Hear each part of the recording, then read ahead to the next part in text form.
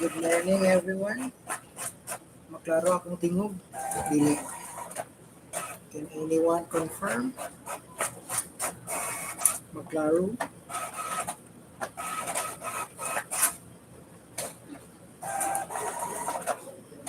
Mic test. Check mic. Okay, so we have here Baby Lundo, Monton, Daamo, Bumutad, Nagari, and Nagumbay. Okay, so maklaro. Thank you, Miss Lagari. So we will start. So our topic for today is chapter 6, Modifiers of Human Acts, part 1. So again, we have here, this is a long topic because we also have part 2 of this. So this is the first part. So we have here the modifiers of the human acts, part 1. First, we have ignorance. Under ignorance, we have simple, invincible, conquerable, and affected ignorance. And second modifier of human acts, we have passion. And under passion, we have concupiscible, irascible, and sensible passions. Under concupiscible passions, we have love, hate, and desire. And under irascible passions, we have hope, despair, and courage. And third, under passion, we have sensible passions. So under here, we have joy, sadness, and anger. And then third modifier of human acts, we have fear.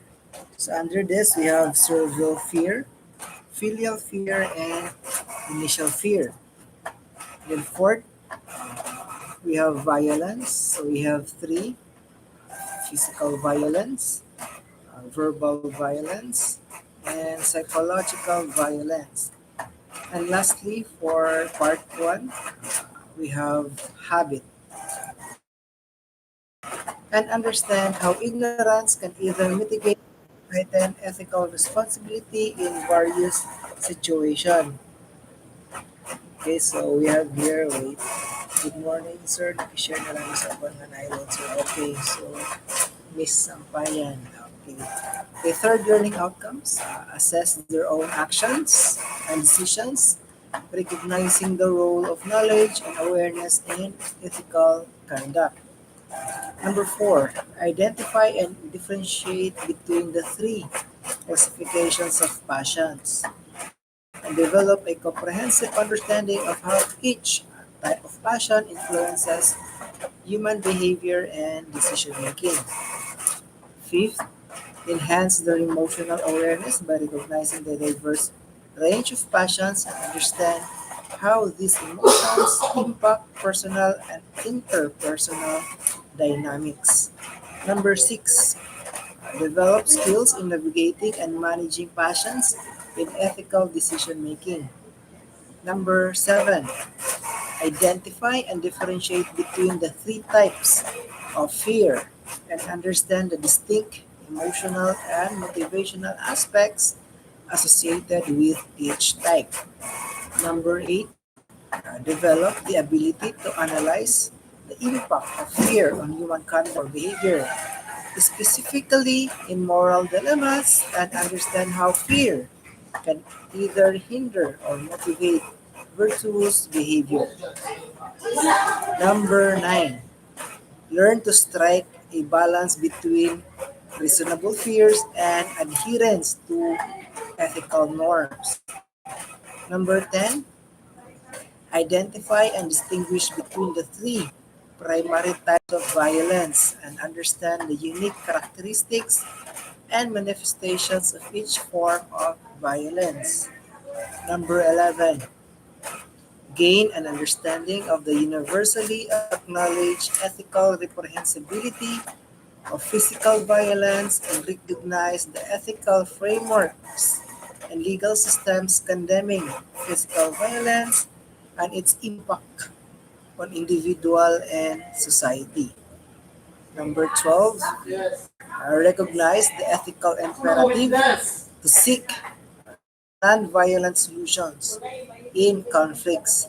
and understand the role of empathy and conflict resolution in mitigating the impact of violence and fostering a culture of understanding and cooperation. Number 13, understand and defining characteristics of each type of IA habit and its implications for moral behavior. 14, appreciate the positive impact of good habits, recognize the detrimental effects of bad habits, and comprehend the concept of mixed habit. And lastly, number 15, apply the knowledge in real world situations. So, learning outcomes pa lang, taas na kaayo, 15 kabuok. Okay? So here again, we have the chapter code, our objectives, the situations we find ourselves in, and the results we produce all have an impact on the essence of what we do and how our character is built. So what does this quotation emphasize? So again, in the box we have there, it emphasizes the goals, the context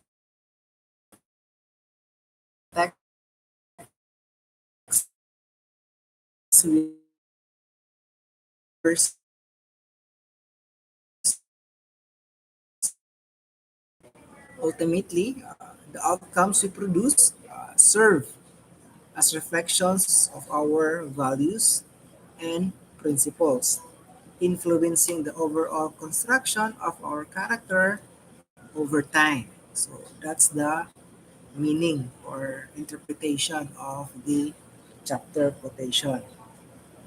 So next we proceed to the main topic, the modifiers of human acts, part 1. So we have here 5 modifiers of human acts. So human act are not evaluated in isolation in the realms of ethics and moral theology, but in light of different elements that can affect their moral quality. These factors, known as human act modifiers, play an important role in influencing the overall morality and responsibility of individual actions. So, unsa man ning pasabot sa modifier ay meaning makapa-change sa imuhang behavior. Dili siya normal, so na changes, makapa-change. Okay?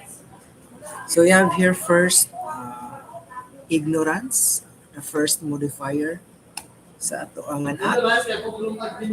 So we have again how many types of ignorances? We have four: simple ignorance, invincible ignorance, conquerable ignorance, and then lastly we have affected ignorance. So simple ignorance is defined as a lack of understanding or awareness regarding the moral implications of a certain action. Simply put, it is not knowing or understanding what is right or wrong about what we do. Ignorance can significantly influence how we are held ethically accountable for our acts or actions. So, for example, assume that you unintentionally damage a school property, such as a classroom desk, while attempting to transport it imuhang balhin sa lain nga room. If you honestly didn't realize the desk was delicate or readily breakable, your actions can be blamed on ignorance. Kaya wala man ka nakabalo nga delicate di siya nga classroom desk. So in this situation, your ignorance of the desk frailty minimizes your ethical responsibility because you did not want to inflict property damage or cause injury. There are four types of ignorance, so relevant to ethical considerations in philosophy. So we have again, as mentioned earlier, the four types. So we have the ignorance, simple ignorance, I mean, and then second, invincible ignorance, Third, conquerable ignorance. And lastly, we have affected ignorance. So may kalainan nila ani upat. Okay, so first we have simple ignorance. So it refers to a lack of knowledge or awareness regarding a specific moral issue or circumstances. It occurs when a person is unaware of the moral principles or ethical concerns pertinent to a certain situation. Someone, for example, may be oblivious of the environmental effects of their behavior because they have not been exposed to climate change knowledge. Invincible ignorance happen. So, di mo na siya yung kaduha. Invincible ignorance happens when a person lacks knowledge or information despite making reasonable efforts to gain that kind of knowledge. In other words, the person is not to blame for their ignorance because they have done everything possible to become aware. In terms of ethics, this form of ignorance may reduce moral responsibility to some level. For example, while attempting to stay up with legal developments, a person may unwittingly violate a law because they were ignorant of recent modifications to it. So example ani nga balaod katong magpa-change ka sa imong mag-renew sa imong license. Okay, change sila sa ako dapat sa September 2023 mag-end pero gi-extend nila paingon sa March 2024. Then before ana daghang kay siya changes. So kung dili ka updated, so matawag nito siya nga invincible ignorance regarding atong pag-renew sa driver's license dito sa LTO. Okay, third type of ignorance, conquerable ignorance. Occurs when an individual lacks knowledge or information as a result of their own negligence or unwillingness to make reasonable steps to become informed. This form of ignorance does not reduce moral responsibility because the individual could have prevented it with greater attention. For example, if a person avoids reading about the ethical implications of their business operations in order to maintain plausible deniability, they are demonstrating conquerable ignorance. Another example of conquerable ignorance, kanang magpa-oral explanation ko. Mga tana din ko, nag-study ba mo? Kabalo mo po nga mag-oral ta pero wala nag-study. Pero gihatag na daan ang topic. So, that is under conquerable ignorance.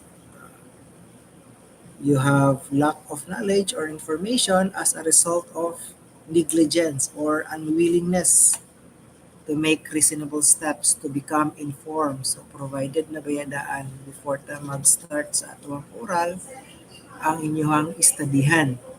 So, katumingon nga wala na kay-study, under ni siya sa conquerable ignorance. So, when you say conquerable, pwede pa siya makonquer.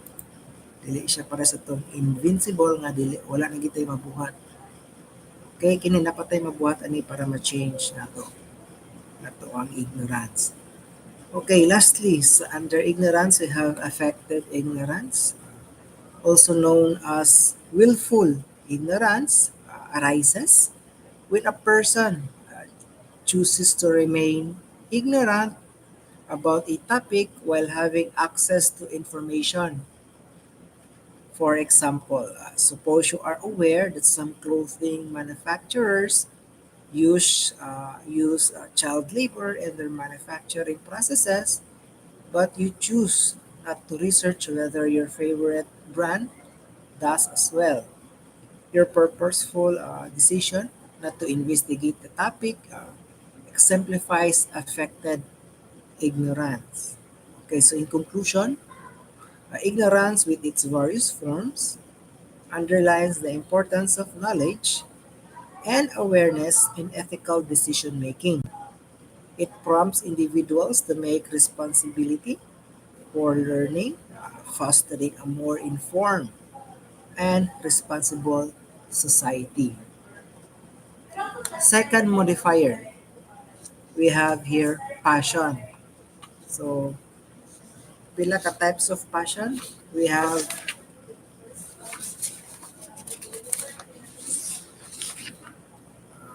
three types of passion, and under those three, napagid sila yung subtopics. So again, under concupiscible passions, we have love, hate, and desire. Irascible passions, we have hope, despair, and courage. And sensible passions, we have joy, sadness, and anger. So let's start with the introductions of passion. So passion is defined as a powerful emotion or deep feelings that might impact our behavior and decisions. It is critical to acknowledge that our emotions can have substantial impact on our actions and their ethical consequences. So again, ang passion daw makapa-change or makapa-modify sa imuhang behavior. So we have here an example of passion. Consider you witness a fellow student being bullied by a group of peers or fellow students. You interfere to protect the victim because you are outraged by the injustice. Even if you may not have personal relationship with them. Your compassionate response, is motivated by empathy and a feeling of justice, demonstrating how strong desire to do the right thing can positively impact your behavior. So there are three classifications of passion. Again, we have the concupiscible passions, irascible passions, and sensible passions. So let's talk first about concupiscible passions. So, these type of passions are set of emotions related to our needs and appetites. These passions have a huge impact on our actions and decision making, even when it comes to pursuing what we find appealing or avoiding what we believe to be dangerous or undesirable. So we have here love, hate, and desire are the three primary concupiscible passions. So first, love. Love is a strong and positive emotion that draws us to something we think good, appealing, or useful. It can be the affection we feel for our family and friends, a romantic love for our partner, or even love for an interest or a cause. For example, you may have a strong attachment to your family, which inspires you to spend time with them, support them in their goals, and prioritize their well being. A great example of love is the love between parents and their children, where parents' love motivates them to unconditionally care for and protect their offspring or their sons or their daughters. Second, we have here hate.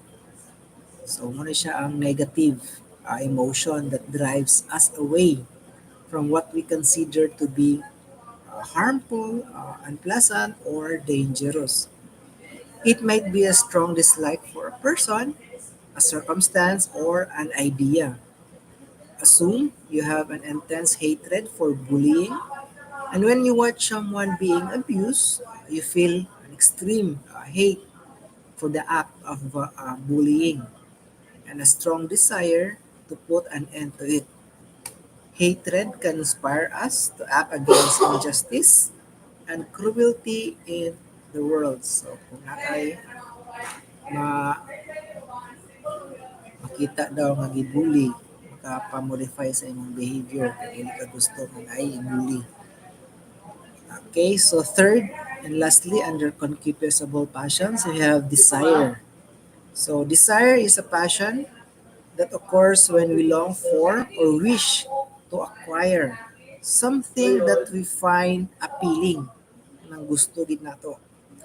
It could be tangible property or mga butang na gusto nimo, a social rank or position sa imong gitrabahoan o sa imong klase. Gusto ba ka ma-mayor, ma-president sa SG, social rank, or even a personal accomplishment. For example, if you want to excel in your studies, this desire might motivate you to work hard, set objectives, and put in effort to achieve academic achievement. Desire can be a powerful motivator, pushing us to strive for our goals and realize our dreams. So, second type of passions, we have irascible passion. These passions are a set of emotions that governs how we react to challenges and unpleasant situations. They have an important part in how we deal with hardships and can have a considerable impact on our moral decision making. Hope, despair, and courage are the three basic irascible passions. So, first, we have here hope. Hope is a good and optimistic emotion that occurs when we wish and anticipate a happy outcome in the midst of difficulties or uncertainties. It is the belief, that things will improve or that we will be able to overcome adversity. For example, if you're about to take a difficult exam, hope can motivate you to study hard, believing that your efforts will result in success. So another example here is when someone is dealing with a medical problem but maintains optimism that the treatment will result in recovery, which can have good impact on their everyday nga mga difficulties sa atong klase. Okay, so next we have despair. Despair is a negative emotion that arises when we feel overwhelmed and hopeless in the face of hardship. It's the sense of giving up or that things will never get better. For example, if you have a string of failures and setbacks in your job ambitions, you may experience despair and believe that success is unattainable. Despair can be paralyzing and demotivating, leading to inactivity and retreat from pursuing one's objectives. Okay, so kung ma-despair na ka, kung marag wala na kay gana um, wala na kay gana i-pursue ang imong mga goals, gusto na lang ka mag-stambaya. So, mo na siya ang opposite pod sa hope. Okay? And lastly, under irascible passions, we have courage. So courage is a powerful virtue that involves confronting obstacles, even when they are accompanied by fear or danger. It is the ability to act bravely and do what is right, despite the risk involved. Standing up for someone who is being bullied requires courage because it involves potential conflict or reaction from others. Courage is required in numerous areas of life, including pursuing personal growth, speaking up for justice, and facing difficult decisions with integrity. So we have here again the conclusion for that. Again, I'm sorry. We have the third type of passion. We have here the sensible passion. It is a type of emotion that is caused by external events or experiences. These emotions are closely tied to our sensory impressions. Sensory meaning sa ato ang mga senses, that's why it's called sensible passions, and can have a substantial impact on our moral decision making and behavior. Joy, sadness, and anger are the three major sensible passions. So first we have joy.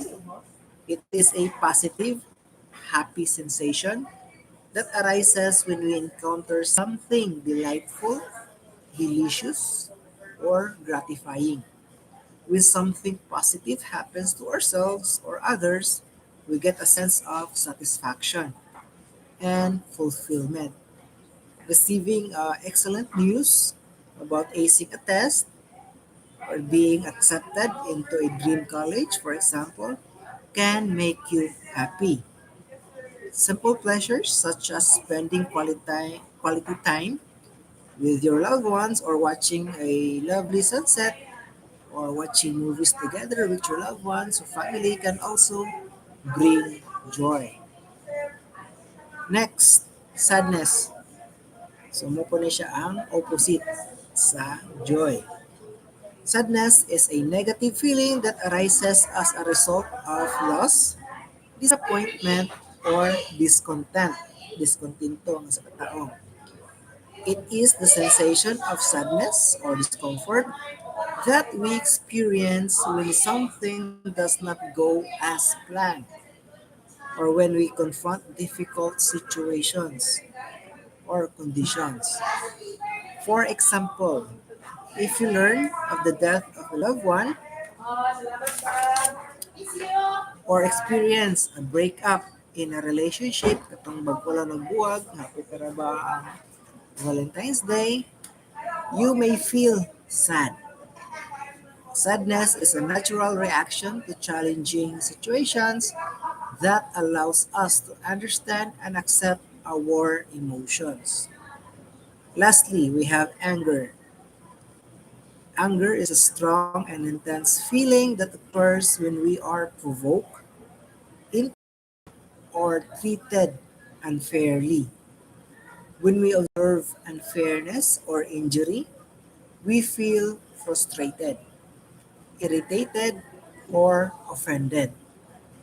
Witnessing someone being mistreated or experiencing discrimination, for example, can cause us rage.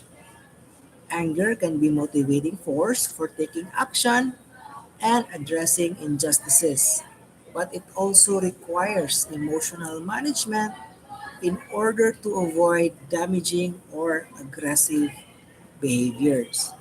So, in conclusion, passion, which includes concupiscible, irascible, and sensible passions, reveals the emotions undercurrents that influence human conduct or behavior. Recognizing and harnessing these passions in ethical directions helps to foster compassionate, just, and morally responsible interactions. Number three, we have fear, kahadlok.